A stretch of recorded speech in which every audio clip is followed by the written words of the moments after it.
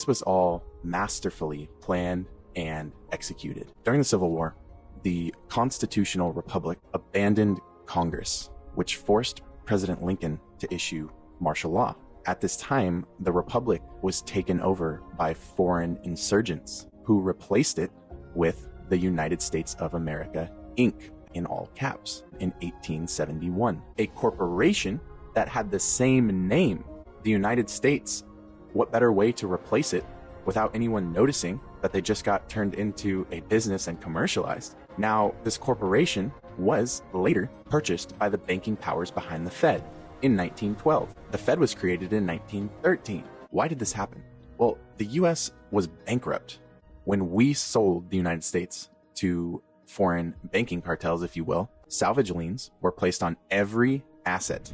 Check this out, including the people of the new federalized states. Now let's fast forward to 1933. An income tax was placed on the people to pay these foreign bankers who own the IMF, which owns the IRS. Look into what the IRS actually is. Who is the IMF owned by? You got to follow the money. Who funds it? It's the same people that own the United States Inc. Same few families, and they're not American. So when I say foreign insurgents, that's what I mean. So 1933, USA Inc. goes bankrupt. An income tax is placed on its people.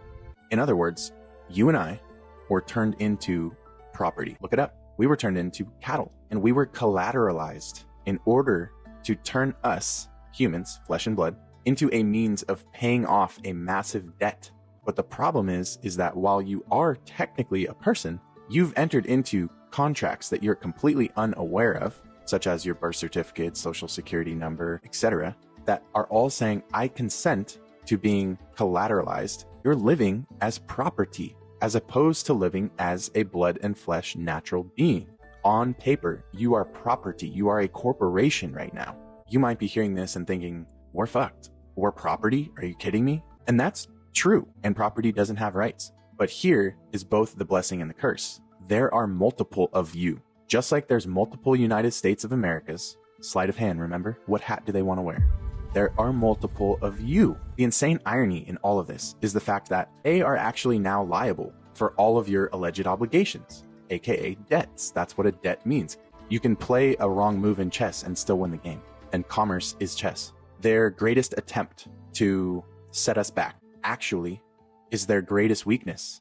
How can we owe debt if the United States is liable for all of its property? If we're its property, then it's the United States' burden to pay our debt. And that is exactly what the law says. I'm going to leave you guys with two different codes that I highly recommend you look into. First is going to be the House Joint Resolution Act 192. And when that occurred, the dollar was turned into what is called Federal Reserve debt notes. So if we're being asked to pay debts, but all we are given from the system is debt notes, aka fiat money, to pay back those debts, how can we pay a debt with a debt? I just want you to sit with that. They never gave you lawful money. They never gave you gold. They never gave you silver.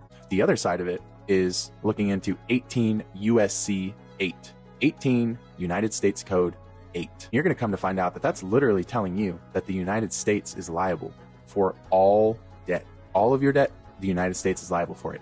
How can you pay a debt with debt notes? Don't let that go over your head. They already got paid. Whoever's coming after you, saying you owe a debt, whatever, they already got paid. Why would you be paying it twice? Common law, a completely different, higher level set of law that comes from God, the Creator, is for a natural blood and flesh man. And yet you have been following legal law your entire life.